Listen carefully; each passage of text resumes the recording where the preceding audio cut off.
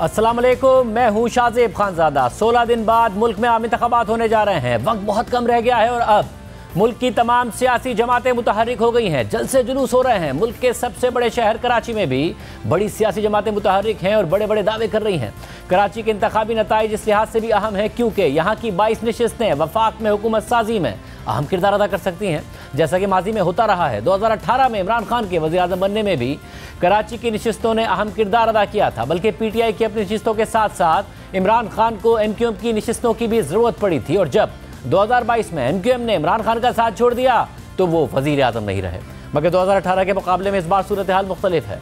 कराची से कौमी असम्बली की 14 नशिस्तें हासिल करने वाली तहरीक इंसाफ इस वक्त तितर बितर है और उसके गैर मारूफ चेहरे आज़ाद हैसियत में इलेक्शन में हिस्सा ले रहे हैं और उनकी इंतखाबी मुहिम चलाने के लिए इमरान खान समेत कोई बड़ा चेहरा मैदान में नहीं है। जबकि MQM, जिसे 2018 में तहरीक इंसाफ के हाथों शिकस्त हुई थी और सिर्फ 4 नशिस्तें मिली थी, अब वो भी भरपूर इंतखाबी मुहिम चला रही है। MQM के लिए भी 2018 के मुकाबले में इस दफ़ा सूरत हाल मुख्तलिफ है क्योंकि इस दफ़ा MQM के धड़े एक हो चुके हैं। मुस्तफ़ा कमाल PSP को MQM में जम कर चुके हैं और फारूक सत्तार भी MQM में दोबारा शामिल हो गए हैं। इसी वजह से MQM अच्छे नताइज के लिए काफ़ी पुरुमीद है। कल MQM ने कराची में एक पावर शो भी किया, मगर अहम बात यह है कि गुज़िश्ता साल बल्दियाती इंतखाबात में MQM के बॉयकॉट के बाद कराची में जमात इस्लामी दूसरी बड़ी जमात बनकर सामने आई थी और वो आम इंतखाबात में भी ऐसी ही कारकर्दगी दिखाने का दावा कर रही है। सिर्फ ये नहीं, 2018 में पीपल्स पार्टी को कराची से सिर्फ 3 नशिस्तें मिली थी, लेकिन गुज़िश्ता साल होने वाले बल्दियाती इंतखाबात में पीपल्स पार्टी ने गैर मामूली कारकर्दगी दिखाई और पहले नंबर पर आई, जिसके बाद मिर्ज़ा वहाब मेयर कराची मुंतखब हो गए। और अब बल्दियाती इंतखाबात की कारकर्दगी की बुनियाद पर पीपल्स पार्टी कराची से ज़्यादा नशिस्तें जीतने के दावे कर रही है।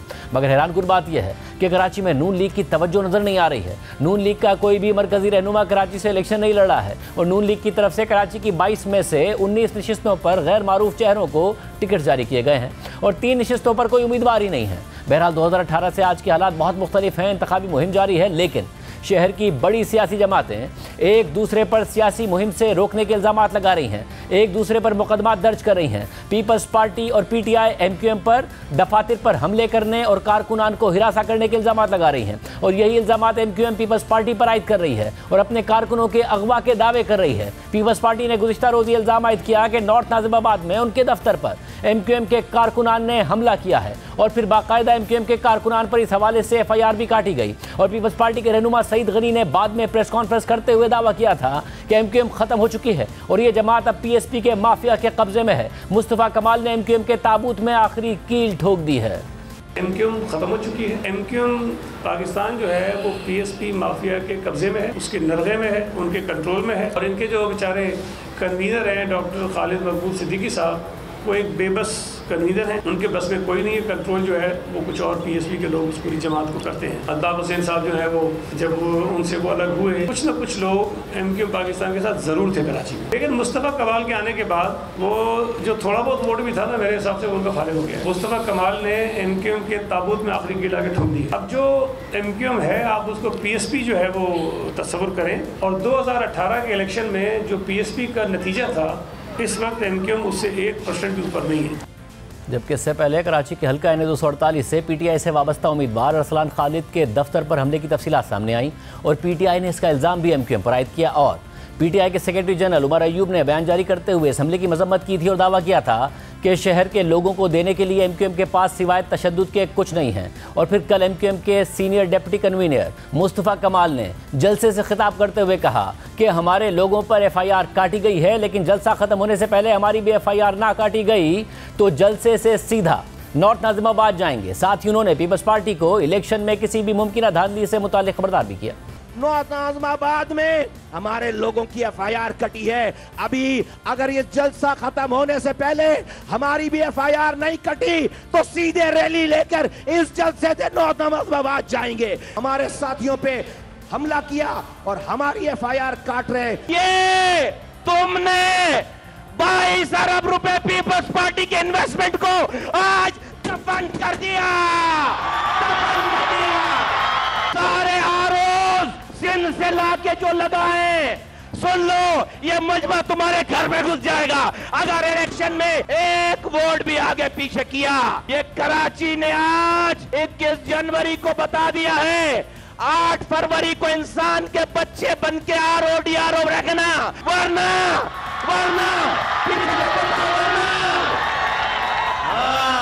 एमक्यूएम के इस जलसे के बाद बाकायदा एमक्यूएम के कारकुनों के अगवा होने से मुतालिक भी एक एफआईआर दर्ज की गई, जिसमें पीपल्स पार्टी के मुख्तलिफ कारकुनों और अहदेदारों को नामजद किया गया। ताहम बात यह है कि मुस्तफ़ा कमाल ने इसी जलसे में अल्ताफ़ हुसैन और आसिफ जरदारी के दरमियान किसी डील का भी इशारा दिया और दावा किया कि 2 अरब रुपए में पतंग बेच दी गई।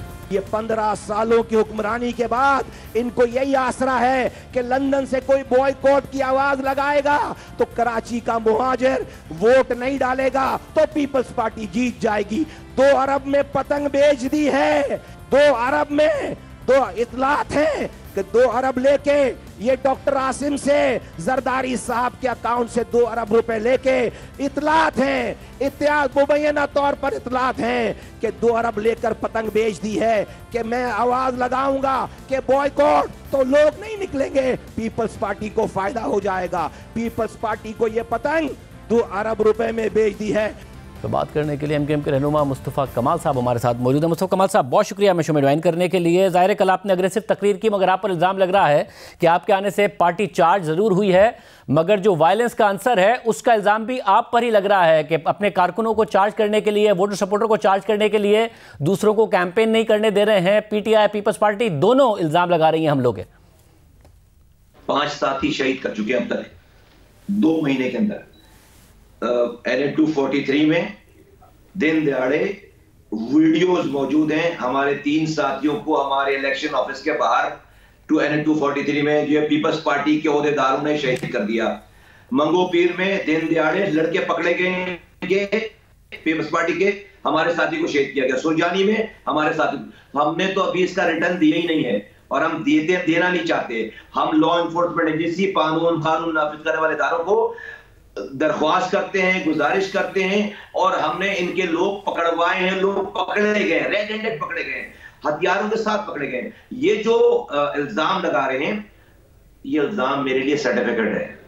अगर पीपल्स पार्टी मुस्तफ़ा कमाल के लिए तारीफ करे तो मुस्तफ़ा कमाल के लिए इससे जो है वो मैं समझता हूं कि कोई और बुरा दिन कोई और होगा नहीं। अगर पीपल्स पार्टी को मुस्तफ़ा कमाल से तकलीफ हो रही है तो ये मेरा सर्टिफिकेट, इसका मतलब है कि मैं ठीक जगह पे हूं और ठीक कर रहा हूं, और जो कर रहा हूं उससे इनको ये पता चल रहा है कि इनका जो ये 15 सालों के बाद इस शहर को लूट कर खा जाने, जहां पर ये गटर का ढक्कन नहीं लगा सके, जहां पर ये पानी नहीं दे सके। बिलावल भुट्टो जरदारी साहब खुद कहते हैं कि बिलावल हाउस में वो टैंकर का पानी खरीद कर पीते हैं, लेकिन अपने वजीर आला से नहीं कह सकते कि भाई ये जब टैंकर में पानी आ सकता है तो लाइनों में क्यों नहीं आ सकता, क्योंकि सिस्टम चल रहा है। कोई हाइड्रेंट में हाइड्रेंट बनाकर चोरी करके शहर का पानी बेच रहा है और वो सरकार उसकी सपोर्ट कर रही है, सरकारी वो आदमी है। ये सब कुछ करने के बाद आज इनके पास कुछ बताने के लिए नहीं है। इनका ये ख्वाब से पहले कि शायद कमजोर एमक्यूएम होगी तो ये शहर पर कब्जा कर लेंगे, लेकिन आज जिस तरह से एमक्यूएम मुत्तहिद है, मुनज़्ज़म है और एक है, और कल जो कराची के लोगों ने एमक्यूएम की कॉल पर जो कल रेफरेंडम करके दिखा दिया है, उससे इनकी नींदें मैं समझता हूं कि उड़ गई हैं और इनका परेशान होना बनता है। ऐसा मगर सिर्फ ये नहीं कह रहे ना, ये भी इल्जाम नहीं लगा, पीटीआई भी आप पर इल्जाम लगा रही है। एक तो पीटीआई पहले तितर बितर वैसे ही रियासती जो जबर है उसका वो शिकार हो रहे हैं, इंडिपेंडेंट उनको लड़ना पड़ रहा है, मगर वो भी कह रहे हैं कि उनके दफातर पर हमले हो रहे हैं और वो भी आप ही पर इल्जाम लगा रहे हैं। तो ये आंसर क्या, आप जब एमक्यूएम में आए हैं तो चार्ज करने के लिए ये सब कर रहे हैं आप, ताकि वोटर सपोर्टर को चार्ज कर सकें और ये सब करके और पीटीआई को भी कैंपेन ना करने दें? पीटीआई तो हम तो चाहते हैं पीटीआई कैंपेन करे और जरा अपने ऑफिसेस बता दे कहां कहां हैं और कितने लोग हैं वहां पे, उनके कैंडिडेट कौन कौन है, जरा ये तो बता दे। पीटीआई का तो ना पीटीआई है, ना कैंडिडेट है, ना जो है वो ऑफिसेस हैं। हमें अपने ऑफिसेस बता दे, हम खुद सिक्योरिटी देंगे। पीटीआई को तो हम खुद सिक्योरिटी देने के लिए तैयार हैं, हम अपने लड़के खड़े कर देंगे। ये तो दूर की बात है कि हम उनके ऑफिस पर हमला करें। देखें, हमारा कोई मुकाबला पीटीआई से नहीं है। पीटीआई तो अपनी खुद अंजाम को पहुंच रही है, जा रही है। एक उनका एक नेचुरल प्रोसेस है उनका जो जिससे गुजर रहे हैं। मैं समझता हूं कि आज एमक्यूएम जिन को इस शहर पे कब्जा करने का ख्वाब था और हमारी मौजूदगी उनको लग रहा है कि ख्वाब शोबे शहर में जाए ताबीर नहीं होगा, वो सब जो है हम पर इल्जाम लगाकर बड़े होना चाह रहे हैं। तो कानून नाफिज करने वाले साहब, आपका मुकाबला तो एसेंशियली पीटीआई से ही है। 2013 में 1 सीट जीती है पीटीआई, आप जीतते हैं 19। 2018 में 14 सीटें जीतती है पीटीआई, आप जीतते हैं 4, 18। तो आप लोगों का ही मुकाबला है पीटीआई से, और किसका है? आप ही का वोट बैंक ले गए थे वो। जी, पीटीआई अगर जीतती तो मेरा बिल्कुल हमारा मुकाबला होता। पीटीआई को तो 14 सीटें दी गई हैं, उनके अपने एमएनएस को बुलाकर आप पूछ चुके हैं और पूछते रहे 4 सालों तक। वो तो रात में जाकर सो गए थे, सुबह उठाकर उनके घर वालों ने कहा कि अभी उठ जाओ, तुम एमएनए बन गए हो। तो पीटीआई तो खुद नहीं पता था, खुद शॉक थी कि वो उनको 14 सीटें मिल गई। 2-3 सीटों से ज्यादा तो वो एक्सपेक्ट भी नहीं करते थे उस वक्त भी कराची में। तो अगर पीटीआई जीती होती शाहजेब भाई, तो हम कहते कि हाँ भाई हमारा मुकाबला है। दूसरी बात ये कि 4 सालों तक उनकी हुक्मरानी रही है, 15 साल तक पीपल्स पार्टी की हुक्मरानी रही है।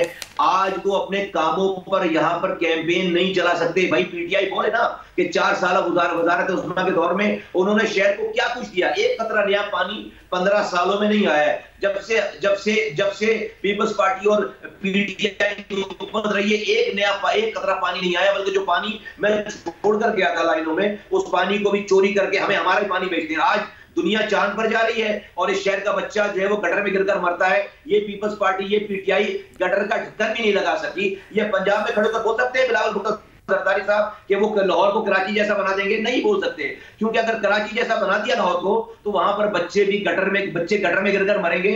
वहां पे भी लाहौर वालों को पीने का पानी खरीद कर पीना पड़ेगा। वहां पर भी सिस्टम चल रहे होंगे, लोगों को अपनी जमीनें बचाना मुश्किल हो जाएगी और वहां पर भी एसएचओ जो है अरबों करोड़ों रुपए की रिश्वत लेकर लगा करेंगे। तो 15 सालों के बाद पीपल्स पार्टी एक यूनियन काउंसिल, एक मॉडल यूनियन काउंसिल नहीं दिखा सकती कि जिसको ये बताएं कि हमने 15 सालों में एक यूसी को बनाया। यूसी को हम कह सकते हैं 4 सालों के बाद हम ये कह सकते हैं कि हमें एक दफा सिंध दो, हमें एक दफा पाकिस्तान दो, हम पूरे पाकिस्तान को वैसे ही बना देंगे जैसा आपका ट्रैक रिकॉर्ड है। आपके जब आप मेयर थे उस वक्त का, उसके बुनियाद पर तो आप अपने आप को सेल कर सकते हैं, मगर मुस्तकबिल का प्रॉमिस कैसे कर सकते हैं? क्योंकि अगर आपको एमएनएज और एमपीएस की सीटें दे भी दें कराची वाले, तो सिंध में पीपल्स पार्टी कंफर्टेबल नज़र आती है कि वो सिंध की हुकूमत बना लेगी। वफाक में अगर आप चले भी जाएं तो नून लीग कह रही है कि हम तो सिंपल मेजॉरिटी लेने की पोजीशन में सिर्फ और सिर्फ पंजाब और खैबर पख्तूनख्वा से ही हो जाएंगे। कराची में वो कैंपेन करते भी नजर नहीं आ रहे। मेयर पहले ही कराची में पाकिस्तान पीपल्स पार्टी का है, तो आपको एमएनएज और एमपीएस के वोट दे भी दें कराची वाले, तो आप माजी की बुनियाद पर फ्यूचर का प्रॉमिस कैसे कर रहे हैं? क्या ऐसा ओहदा होगा आप लोगों के पास कि आप डिलीवर कर देंगे? ये जो कराची की लोकल गवर्नमेंट का मैंडेट है, ये टोटल 4%, 5%, 6%। 2015 में जब 98 लाख की आबादी थी कराची की, 11,78,000 वोट लिए थे। 2023 में जब कराची की आबादी 1,30,00,000 है, तो पीटीआई, जमात इस्लामी और पीपल्स पार्टी ने मिलाकर भी 11 लाख वोट नहीं लिए। 3%, 4% से ज्यादा वोटिंग टर्नआउट नहीं है, 6% ज्यादा टर्नआउट नहीं है। हम इंशाअल्लाह ताला कराची जीतकर ये साबित करेंगे कि ये जाली लोकल गवर्नमेंट है, ये इनको मैंडेट नहीं है। इन्होंने जेरीमैंडरिंग करके पहले लोकल गवर्नमेंट ऑर्डिनेंस में और उसके बाद इलेक्शन में नंबर 1, नंबर 2 ये एक दफा कराची का मैंडेट आए, फिर कराची का मैंडेट इतना पावरफुल है, कोई भी हुकूमत रहे अगर वो गलत काम करेगी, हम अपने मैंडेट के साथ उसके सामने उसके गलत काम के आगे खड़े होंगे। इतनी ताकत है कराची के मैंडेट में। और अगर किसी को ये गुमान है कि वो एब्सोल्यूट मेजॉरिटी लेकर पाकिस्तान में कोई वज़ीर-ए-आज़म बनने जा रहा है, तो ये ख्वाब देखने पर कोई बिजली का बिल नहीं आता।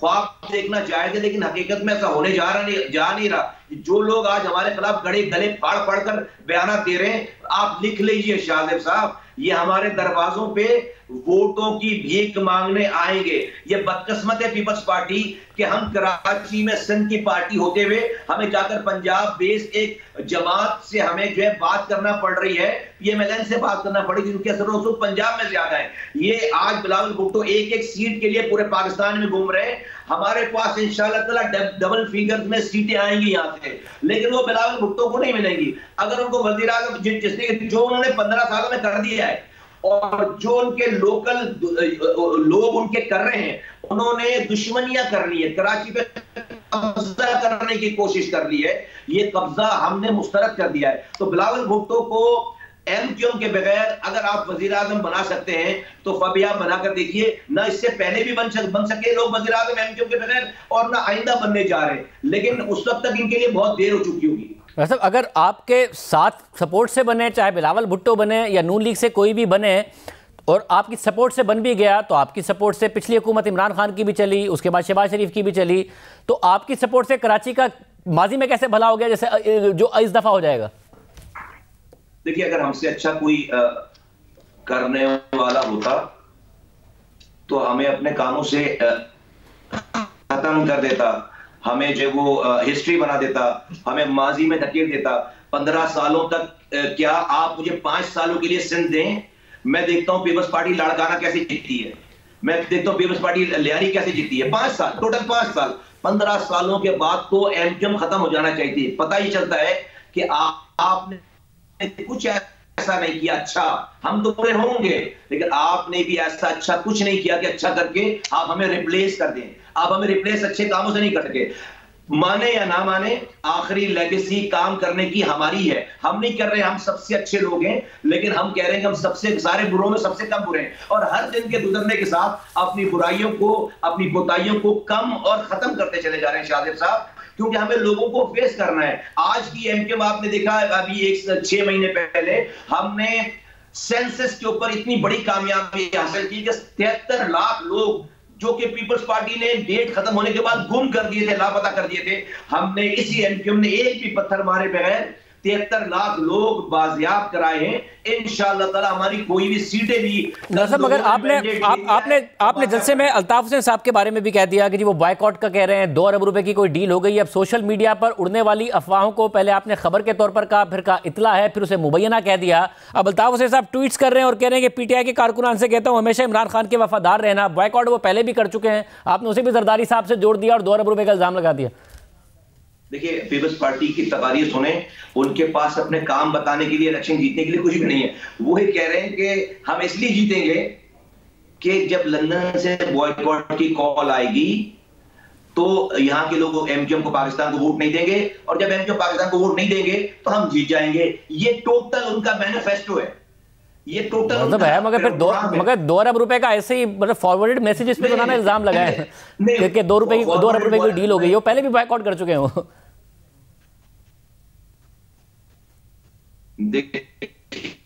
देखिए, मैं आपके कैमरे पे नहीं बता पाऊं, मेरे पास जो है बहुत सारी इत्तलात हैं, बहुत सारी नॉलेज है, ठीक है, और हम जानते हैं उनको, और कौन दुबई में बैठकर डील कर रहा है, या कराची से कौन जो है फ्रंटमैन है ये, और कौन जो है क्या मैसेज कर रहा है, और कौन अपने पार्टी के लोगों को किस पार्टी में भेज रहा है, ये सारी इत्तलात हैं। हमें भी रहने वाले लोग हैं, मैंने बहुत थोड़ा बताना चाह रहा हूं कि देखो, आज जो लोग इस कौम के दावेदार और इसके मसीहा होने का दावा दे रहे थे, आज वो पीपल्स पार्टी और जरदारी साहब को फायदा पहुंचाने के लिए पैसे लेकर डील कर रहे हैं। इतनी सी बात है। लोगों को इतना देना, बताना जरूरी है, इन्फॉर्म रखना जरूरी है। अदरवाइज हमें अपने कामों पे, अपने मैनिफेस्टो पे, अपनी ऑर्गेनाइजेशन पे और लोगों के एतमाद पर बिल्कुल भरोसा है। कल बाग जिना में जितनी बड़ी तादाद ने कराची के हमें मैंडेट, हमारे मैंडेट पे एंडोर्समेंट कर दी है, वो आपको इंशाअल्लाह ताला इसकी रिफ्लेक्शन नजर आएगी 8 फरवरी को इंशाअल्लाह ताला, इलेक्शन के दिन। कल हमारा जलसा नहीं था, कल ये इलेक्शन डे था हमारे लिए। बहुत शुक्रिया मुस्तफा कमल साहब की गुफ्तगू आपने सुनी। दावे कर रहे हैं, पीपल्स पार्टी पर इल्जामात लगा रहे हैं। पीपल्स पार्टी के रहनुमा सईद गनी साहब कराची में मुतहर्रिक हैं, इस वक्त हमारे साथ मौजूद हैं, सदर पाकिस्तान पीपल्स पार्टी कराची हैं। सईद गनी साहब, बहुत शुक्रिया हमें ज्वाइन करने के लिए। कैंपेन में मसरूफ हैं आप, दावे आप भी कर रहे हैं कि कराची में इस दफ़ा बहुत बड़ा शेयर पाकिस्तान पीपल्स पार्टी जीतेगी, मगर एमक्यूएम कह रही है कि 2018 में हमारा मैंडेट पीटीआई को दिलवाया गया था, वो मैंडेट हम वापस लेंगे। पीपल्स पार्टी जो है इस सब में कोशिशें ज़रूर कर रही है, अल्ताफ हुसैन साहब को एंगेज करके बायकॉट भी करा रही है, पैसों की कोई डील जरदारी साहब ने उनसे की है ताकि लोग वोटर सपोर्टर ना निकलें, मगर मिलना पीपल्स पार्टी को कुछ नहीं है। शायद ये तो हर जमात का हक है कि वो क्लेम करे, दावे करे, एमक्यूएम भी करे, इसमें कोई हर्ज नहीं है। लेकिन आपको पिछले 3, 4, 5 सालों का कराची शहर का जो एक ट्रैक रिकॉर्ड है उसको चेक करना पड़ेगा। कैंटोनमेंट बोर्ड के इलेक्शंस हों, बल्दियाती इलेक्शंस हों, ज़िमनी इलेक्शंस हों, पीपल्स पार्टी ने काफ़ी इंप्रूव किया है। जबकि दूसरी तरफ अगर एमक्यूएम की कारकर्दगी देखें तो कैंटोनमेंट बोर्ड्स के इलेक्शन में भी बुरी रही, लोकल गवर्नमेंट में वो खौफ के मारे भाग गए। जो बाई इलेक्शंस हुए जहाँ से एमक्यूएम ने 70,000 वोट लिए, वहाँ से वो 10,000 पे आ गए। तो ये सूरत हाल है। एमक्यूएम दावे भले करती रहे, लेकिन मुझे नहीं लगता कि एमक्यूएम की कोई ऐसी पोजीशन है कि वो 18 वाला मैंडेट जो कहते हैं वो ले सकेंगे। और पीपल्स पार्टी को यकीनन एडवांटेज है शहर के अंदर के बल्दियाती नुमाइंदे हमारे बहुत बड़ी तादाद में हैं, और वो इस बात को साबित करता है। कि कराची के लोगों का एतमाद हम पे बढ़ रहा है और इंशाल्लाह ताला कराची में इस मरतबा Pakistan Peoples Party single largest party के तौर पे सामने आएगी। मतलब अगर कराची के लोगों का एतमाद कोई माजी की परफॉर्मेंस पे तो बढ़ेगा नहीं, फ्यूचर के प्रॉमिस पे बढ़ेगा, तो क्या ऐसा प्रॉमिस आप कर रहे हैं कि जी इस दफा हम कराची का ऐसा नक्शा बदल देंगे अगर हुकूमत में आ गए तो कराची वाले हमें वोट दें? नहीं शायद मेरा ख्याल है कि सिर्फ इस पे नहीं होगा। हमारी पिछले 4-5-6 सालों की परफॉर्मेंस ही की बुनियाद पर लोगों ने हमें, जो मैंने आपको गिनवाए, बल्दियाती इलेक्शंस हो, कैंटोनमेंट बोर्ड हो, बाई इलेक्शंस हो, तो लोगों ने वोट दिया और जब हमने परफॉर्म किया है इसी बुनियाद पर हम पुरुमीद हैं कि लोग मजीद हमें वोट देंगे। उसमें भी प्रॉमिस था ना कि ताकि आपका मेयर ये ना कहता रहे कि जी मेरे पास इख्तियारात नहीं है, पीपल्स पार्टी की हुकूमत होगी, पीपल्स पार्टी का मेयर होगा तो कराची को डिलीवर करेंगे, उसमें भी फ्यूचर का प्रॉमिस था। इस दफा सिंध गवर्नमेंट अगर आपको मिलती है और वफाक में भुट्टो ज़ाहिर साहब वज़ीर-ए-आज़म बनना चाहते हैं तो क्या प्रॉमिस है कि कराची के लोग आपको वोट दें और क्या टारगेट क्या है आपका कि कितनी सीटें आपको मिलेगी कराची से? शायद मैं पुरुमीद हूँ इंशाल्लाह ताला कोई 13 के करीब हम कौमी असम्बली की सीटें जीतेंगे और 27-28 सूबाई असम्बली की नशिस्तें अल्लाह ने चाहा तो हम कराची से जो है वो कामयाब हासिल करने में कामयाब हो जाएंगे।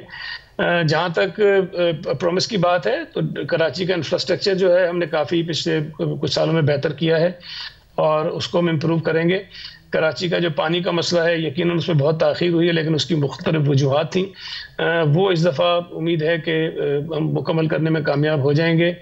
कराची में सफाई का बड़ा मसला रहा, हमारे गले में ये चीज़ पड़ी रही, लेकिन चूँकि बल्दियाती इदारों में हमारे लोग हैं, मेयर मुर्तज़ा वहाब खुद जो है सॉलिड वेस्ट मैनेजमेंट बोर्ड के चेयरमैन हैं, तो उसके अंदर यकीनन इंप्रूवमेंट आएगी। ये लोग उसमें बातें भी कर रहे हैं और जो कारकर्दगी हमारी अभी तक की है पिछले कुछ साल, 2 साल 3 साल की, उसकी वजह से लोगों का एतमाद हम पे ज़्यादा है। और जो 13 सीटों का क्लेम बहुत बड़ा क्लेम है, लाइक अब जो 13 सीटें हैं ये आप ये कह रहे हैं कि जो पीटीआई का वोट बैंक है वो वोटर सपोर्टर निकलेगा, आपको वोट देगा, या एमक्यूएम का वोटर सपोर्टर आपको पे कॉन्फिडेंट करके आपको वोट देगा, पीपल्स पार्टी का कोई नया वोट बैंक पैदा हो गया है, या फिर उन लोगों का निकलेगा ही नहीं वोट बैंक और लो टर्न आउट में आप 13 सीटें निकाल जाएंगे? क्या केमिस्ट्री है, क्या फॉर्मूला है?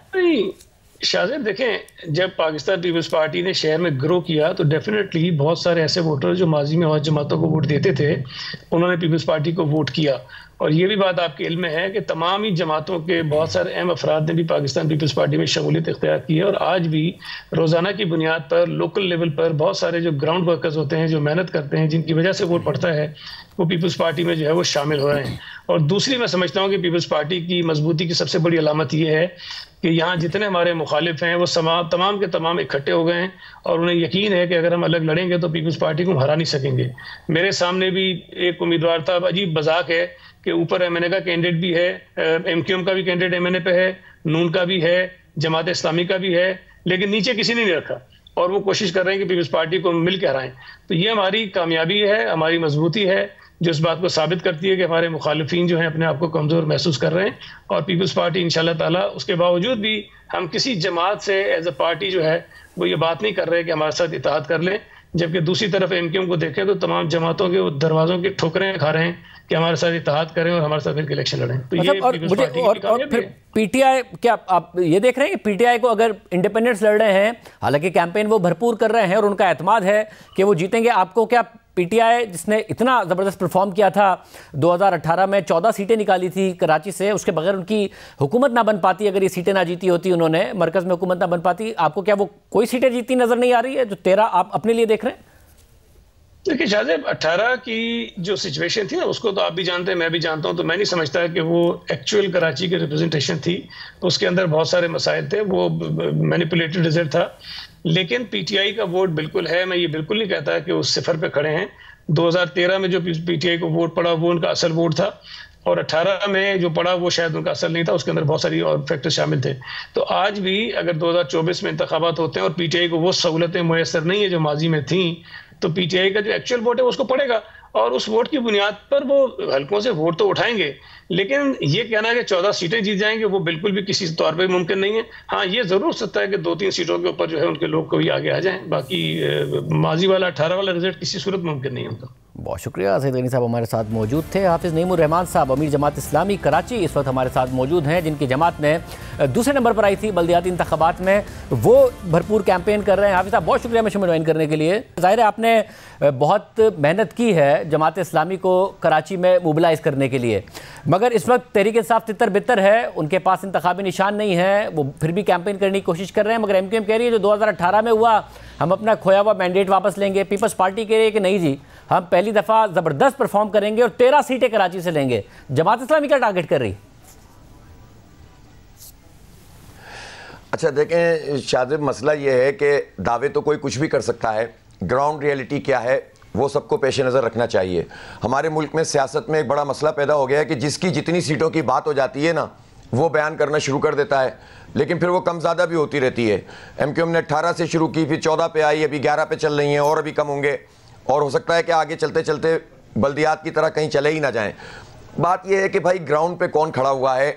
अभी जो भी पब्लिक ओपिनियन पोल्स पहले भी हुए थे, इस वक्त भी हो रहे हैं, और आप तक शायद अब कुछ दिनों में पहुंच भी जाएंगे, बहुत से इदारों तक पहुंच गए वो, और उसमें वाज़े तौर पर यह बात है कि MQM तो कहीं पर खड़ी हुई नहीं है पब्लिक ओपिनियन में। ठीक है, उन्होंने एक्टिविटी की है, उन्होंने बहुत ज़्यादा अपनी बैनरिंग की है, और ये कॉन्फिडेंस लोगों को देने की कोशिश की है कि हम इस वक्त इस्टेब्लिशमेंट के साथ बिल्कुल हैंड्स एंड ग्लव्स हैं। लेकिन मेरा ख्याल है कि कुछ ना कुछ तो आपको ज़मीन पे होना पड़ता है पब्लिक ओपिनियन में। तो MQM तो मैं समझता हूँ कि इस वक्त पब्लिक ओपिनियन में कहीं भी नहीं है। हाँ, अलबत्ता ये बात ज़रूर है कि PTI है, पीपल्स पार्टी अपने सर्टन एरियाज़ में है, लेकिन जमात इस्लामी जो मुसलसल 6-7 साल से आप देख रहे हैं कि ग्रास रूट लेवल पे हम काम कर रहे हैं, इशूज़ को उठा रहे हैं। हमारी सियासत महज इंतखाबी सियासत है ही नहीं, हमने तो पब्लिक इशूज़ को उठाया है और उनके तर्जुमानी की है और अपने हिस्से का काम किया है। कराची के पब्लिक इशू उठाने की वजह से कराची के पब्लिक इशू उठाने की वजह से जाहिर है जब ये आया कि कराची का मेयर कौन होना चाहिए, तो आप एक बहुत बड़ी चॉइस थे कराची के अवाम के लिए। मगर जब MNAs और MPs की बात आती है तो जमात इस्लामी कोई चॉइस नहीं थी माजी में भी, और माजी की जो परफॉर्मेंस है 2013-2018 की, वो भी कराची से जमात इस्लामी की कोई ऐसी नहीं है। 2002 के बाद तो मुसलसल नीचे ही गई है, तो इस दफ़ा कैसे बेहतर होगी? अच्छा देखें ना शाहजेब, 2015 में भी तो बल्दियाती इलेक्शन हुआ था, उसमें भी हम कहीं नहीं थे। ये तो हमारी इमरजेंस हुई है कैंटोनमेंट बोर्ड के इंतखाबात से, जो नवंबर 2021 में हुए। फिर हम मुसलसल धरनों में, एहतिजाज में, और फिर इशूज़, और फिर हम लोगों की रिलीफ के कामों में जो पूरी तरह से इन्वॉल्व हुए, यूथ से कनेक्ट किया, कैंपेन भी पावरफुल चलाई। तो अब अल्लाह का शुक्र है कि इस वक्त आप देखेंगे कि बल्दियाती इलेक्शन का भी रिफ्लेक्शन आएगा। ठीक है, मेयर का स्लोगन था, लेकिन वोट तो सब लोगों ने, बल्दियाती उम्मीदवारों ने अपने अपने यूसीज में लिए थे। इस वक्त भी जो हम बात कर रहे हैं लोगों से वो ये कि कराची हमेशा हुकूमतें गिराता रहा है, हुकूमतें बनाता रहा है, लेकिन कराची को ये ताकत, जिन लोगों ने इस ताकत को इस्तेमाल किया, उन्होंने कराची के लिए, उसकी ट्रांसपोर्ट के लिए, उसकी ख़वातीन के लिए, एम्पावरमेंट के लिए, यूथ एम्पावरमेंट, एजुकेशन, इंफ्रास्ट्रक्चर, पानी, सीवरेज, कुछ भी नहीं किया।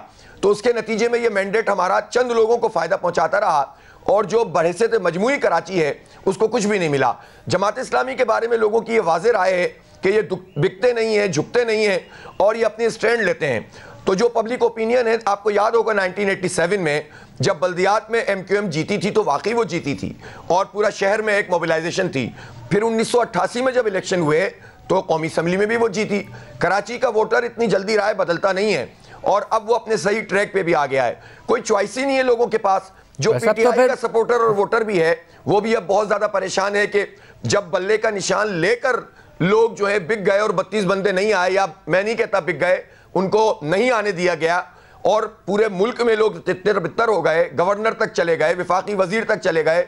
तो आज़ाद उम्मीदवारों के लिए तो बिलावल ने फरमा दिया है कि आज़ाद उम्मीदवारों के साथ मिलकर हम लड़ेंगे।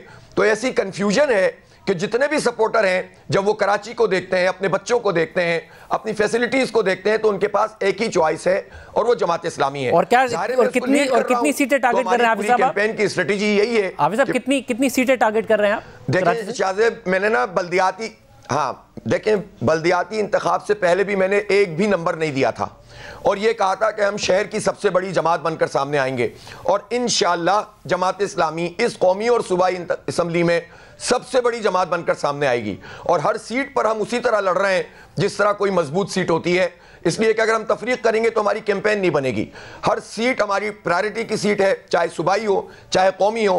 ऑल आउट जा रहे हैं, क्लियर मैसेज के साथ जा रहे हैं, कोई कंफ्यूजन नहीं है। और ये हम कह रहे हैं कि 47 सूबाई असम्बली, 22 कौमी असम्बली, रिजर्व सीट मिला के 90, सेनेटर मिला के 96, ये इतना बड़ा चंक कराची के पास है और कराची फिर भी तबाह हाल है। कराची के बच्चों का कोई मुस्तकबिल नहीं है, रोजगार नहीं है। सबब यह है कि यह चंक जिन लोगों के हाथ में गया उन्होंने कराची को कुछ नहीं दिया। एक मरतबा जमात इस्लामी को यह चंक देंगे इंशाअल्लाह, फिर हम देखेंगे कि सूबाई हुकूमत बनती कैसे है और चलती कैसे है। जो एजेंडा पूरा करें। नहीं साहब हमारे साथ मौजूद थे, गुफ्तगू आपने सुनी। हमने तहरीक इंसाफ को भी प्रोग्राम में आने की दावत दी है, कोई प्रोग्राम में रहनुमा नहीं आया है, आना चाहें प्लेटफॉर्म हाजिर है। प्रोग्राम में ब्रेक शामिल करते हैं। आज साइफर केस की समाअत के दौरान क्यों इमरान खान नाराज़ हुए, क्यों बहस हुई, क्या मामला हुआ, आपके सामने रखेंगे ब्रेक के बाद। इमरान खान के खिलाफ साइफर केस में गुज़िश्ता दिनों आज़म खान के बयान के बाद अहम पेशरफ्त हुई और फिर आज 2 मजीद अहम गवाहों के बयान कलमबंद हो गए हैं। साबिक सेक्रेटरी खारजा सुहेल महमूद और साबिक सेक्रेटरी दाखिला यूसुफ नसीम खोकर ने खुसूसी अदालत के जज अब्बुल हसन जुल्करनैन की अदालत में बयान रिकॉर्ड करा दिए हैं। इसके अलावा इस्लामाबाद के असिस्टेंट कमिश्नर उवैद इरशाद भट्टी और साइफर असिस्टेंट नोमान अहमद के बयान भी कलमबंद किए गए हैं। इस केस में साबिक वज़ीर आज़म इमरान खान के प्रिंसिपल सेक्रेटरी आज़म खान के बाद आज सबसे अहम बयान साबिक सेक्रेटरी खारजा सुहेल महमूद ने कलमबंद कराया है और अदालत में कहा है कि डोनाल्ड लू से मुलाकात में सफ़ीर असद मजीद, डिप्टी हेड ऑफ मिशन और मिलिट्री अताशी मौजूद थे।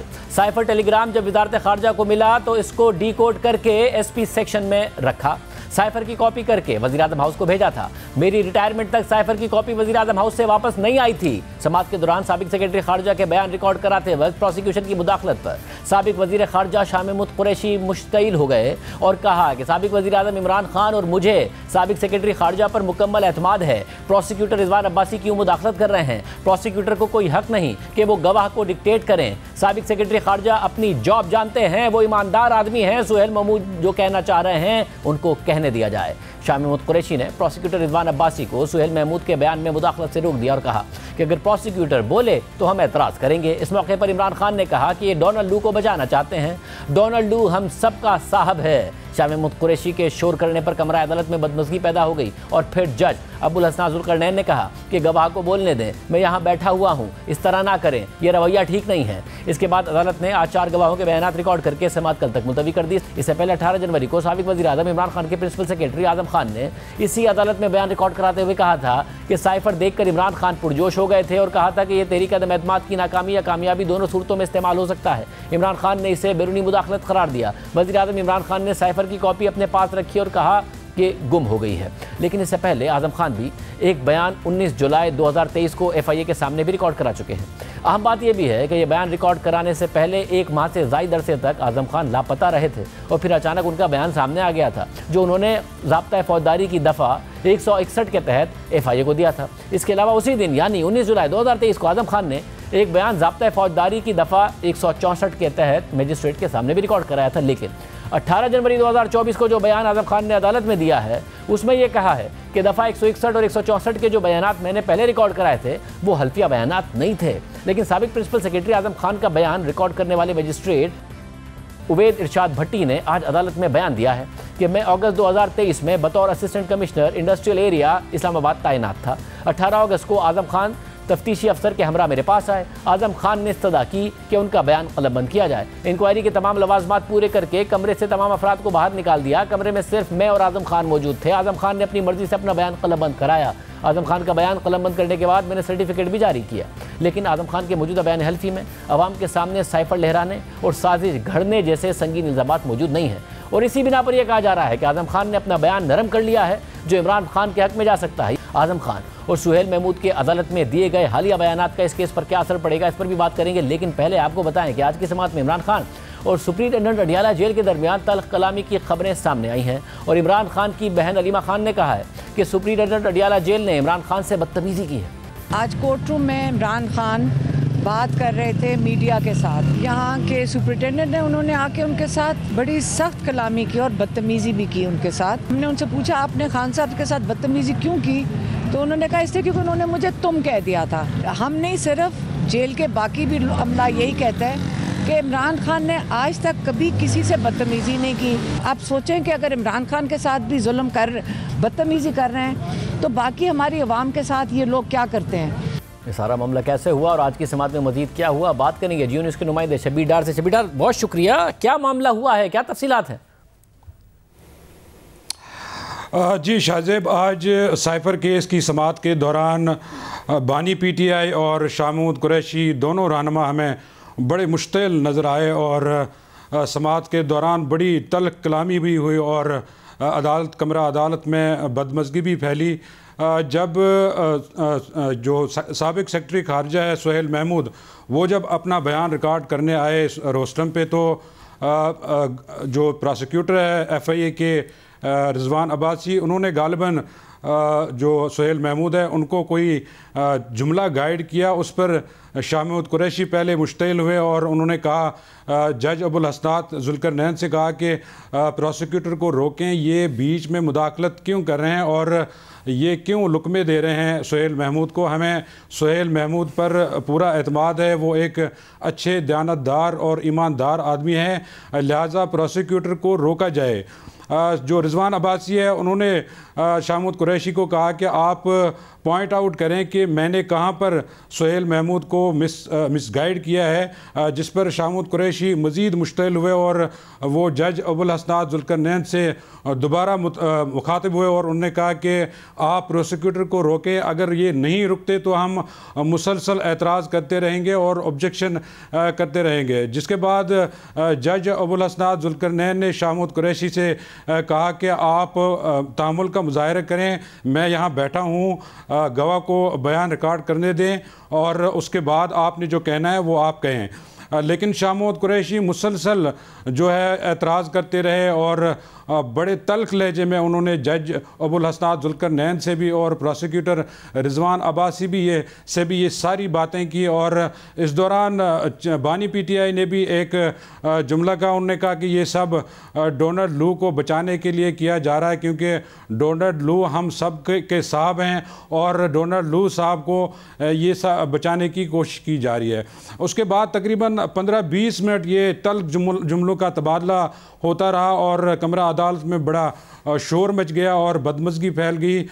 उसके बाद जज अबुल हसनात जुल्करनैन ने बयान रिकॉर्ड करके वो जब सुहेल महमूद रवाना हुए, जब साइफर केस की समाअत ख़त्म हुई तो मामूल के मुताबिक जो इमरान खान है वो सहाफ़ियों से समाअत के बाद गुफ्तगू करते हैं, लेकिन आज जब वो गुफ्तगू करने आए तो उन्होंने 2-4 बातें की। उसमें उन्होंने कहा कि 3.5 साल तक मुझे सिलेक्टेड कहा गया, आजकल नवाज़ शरीफ को जिस तरह सिलेक्ट किया जा रहा है इसकी तारीख में मिसाल नहीं मिलती है। सुप्रीम कोर्ट, इलेक्शन कमीशन, तमाम इदारे नवाज़ शरीफ को मदद फराहम कर रहे हैं और मुझे किस तरह नाअहल किया गया, मेरा जो फ़ैसला था नाअहली का वो सज़ा तो मुअत्तल हो चुकी है। ये बात करते हुए इस दौरान जो जेल इंतज़ामिया है, सुप्रिटेंडेंट जेल असद वड़ाइच वहाँ पर आए, उन्होंने इमरान खान को रोका। उन्होंने कहा कि समाअत चूँकि ख़त्म हो चुकी है, आप जेल ट्रायल पर हैं, अब आप जेल कस्टडी में हैं, लिहाजा मसाइल पैदा ना करें, बात करने की आपको इजाज़त नहीं है। जिस पर इमरान खान ने कहा कि मुझे क्यों बात करने की इजाज़त नहीं है, मुझे अदालत ने इजाज़त दिया, मैं तो बात करूँगा। जिस पर सुप्रिटेंडेंट अडियाला जेल ने कहा कि नहीं, आपको इजाज़त नहीं है, अगर आपको इजाज़त है तो आप कल जज अबुल हसनात जुल्करनैन के सामने ये मामला रखें, हमारे पास अदालत का ऐसा कोई हुक्म नहीं है कि आप समाअत के बाद मीडिया से गुफ्तगू करें। चूँकि इस दौरान तल्ख जुमलों का तबादला होता रहा और इमरान खान ने सुप्रिटेंडेंट अडियाला जेल से कहा कि मैं तुम्हारी बात नहीं सुनूंगा, मैं बात करूंगा और मुझे कोई नहीं रोक सकता। उसके बाद DIG जेल राना रऊफ कमरा अदालत में आए और उन्होंने भी इमरान खान को रोका कि आप बात नहीं कर सकते, आप जेल ट्रायल पर हैं, समाअत ख़त्म हो चुकी है, अब जेल रूल्स को आपको फॉलो करना पड़ेगा, हमें भी फॉलो करना पड़ेगा, लिहाजा आप बात नहीं कर सकते। उसके बाद इमरान खान नहीं रुके, वो मुसलसल बात करते रहे। उसके बाद जो जेल इंतज़ामिया है उन्होंने सहाफ़ियों को ही कमरा अदालत से बाहर निकाला। उसके बाद इमरान खान भी वहाँ से चले गए। बहुत शुक्रिया शबीर, इस हवाले से तफसीलात बता रहे थे। मामला किस तरफ जा रहा है? आज़म खान के बयान के बाद तहरीक इंसाफ का दावा है कि साइफर केस में दम नहीं रहा है। आज सुहेल महमूद ने भी अपना बयान रिकॉर्ड करा दिया है। हमारे साथ साफ़ी उमर चीमा मौजूद हैं। उमर चीमा साहब, बहुत शुक्रिया हमें ज्वाइन करने के लिए। पहले जब सुप्रीम कोर्ट ने जमानत का फैसला दिया साइफर केस में तो प्रोसिक्यूशन के केस पर काफ़ी सवालात उठाए।